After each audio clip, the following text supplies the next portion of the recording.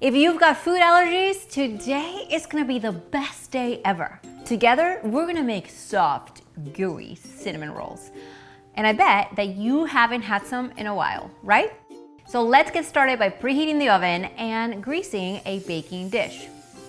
As I make this recipe, I'm gonna share with you the tried and true substitutes you can use for each ingredient. Sounds good?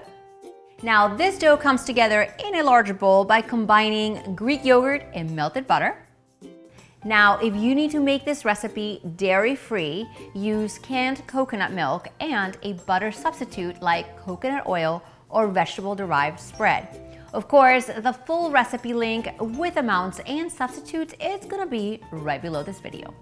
To make these cinnamon rolls gluten-free, I'm using an all-purpose gluten-free flour.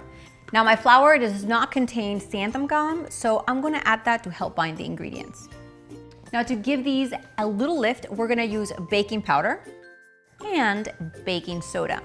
These two are gonna substitute yeast in a traditional cinnamon roll recipe. A note here is that the dough is going to look soft and crumbly. Now, let's sprinkle a little gluten-free flour on here and place our dough. With your hands and the assistance of a rolling pin, we are going to form a rectangle. Let's give this a good brush with some melted butter or coconut oil. So in this bowl, I'm gonna combine some brown sugar with regular sugar, cinnamon, and melted butter. Again, for a dairy-free version, just use coconut oil or a vegetable-derived substitute. This filling, we're going to sprinkle right over our dough, and with our hands, we're gonna gently press the filling onto the dough. Starting with the long side, we're gonna slowly roll the dough into a tight log. Now this, my friends, is more like a roll and press. Because remember, this is not traditional yeasty dough. So sometimes your fingers can get a little sticky and stick to the dough, so just lightly dip your fingers in some extra gluten-free flour and keep rolling. Now that the cinnamon roll log is rolled up, let's press down on the end seam, and finally, we're gonna cut it into 10 rolls. What I find really easy is just to find your center right here and then cut 5 pieces on each side. And if you don't want it to fall apart, just go on one direction, just like that. Now we're gonna place each roll inside our greased baking dish. Into the oven it goes for 20 minutes until the edges begin to turn golden brown.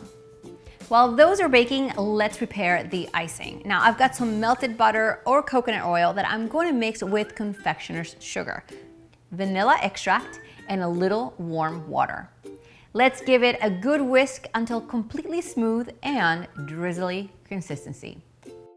Aside from coffee, the cinnamon roll smell is one of my favorites. It's been 20 minutes and the whole house smells amazing. The edges are golden brown, which means they're ready. Now these need to cool down a little before you drizzle them with the icing, so waiting is always the hardest part. Now this is a job that my kids fight over and I can't blame them. So warm, soft, and cinnamony. Look at how they pull apart and no kneading required. Guys, you've gotta make this recipe. These quick cinnamon rolls, they are no knead. They can be gluten-free, dairy-free, they are yeast-free. Make them and let me know what you think. The recipe deets are right below this video. And while you're down there, click that red subscribe button because more amazing recipes like this one come out every single week. See you next time.